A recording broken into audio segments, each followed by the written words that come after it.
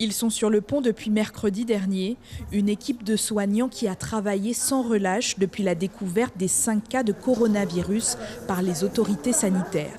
Le préfet a chaleureusement félicité les équipes. Mon ressenti, c'est que les équipes sont sereines, mobilisées et qu'elles ont vraiment pris la mesure de la situation. Moi, je ressors de cette visite confiant sur la capacité du CHOG à gérer la situation. Un personnel qui a interpellé les autorités, inquiets pour leur stock de matériel de protection. Il faut qu'on se réapprovisionne un peu tous les jours à la pharmacie et c'est vrai que c'est un peu le côté compliqué. Clara Debord, la directrice de l'ARS, s'est voulue réaliste. Pour le moment, l'épidémie a été contenue, mais il faut s'attendre à plus de cas et se tenir prêt.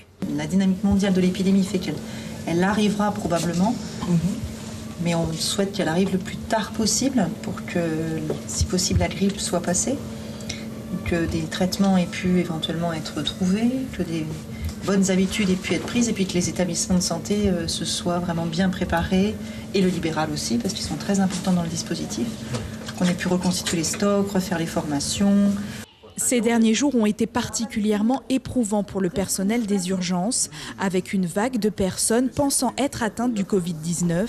Les urgences de Saint-Laurent, c'est 80 passages quotidiennement et avec le virus, ils sont montés jusqu'à 160 patients pendant 3 jours.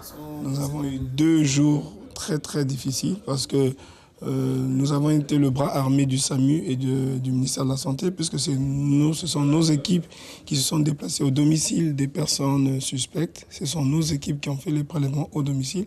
Donc c'est quand même des équipes qu'on envoie sur le terrain. Du coup, ça fait que ça déshabille un peu le service. Si de nouveaux cas devaient être déclarés, le personnel de l'hôpital de Kourou est prévu en renfort pour épauler les équipes de Saint-Laurent. Suivez l'info sur Guyana Première, télé, radio et internet.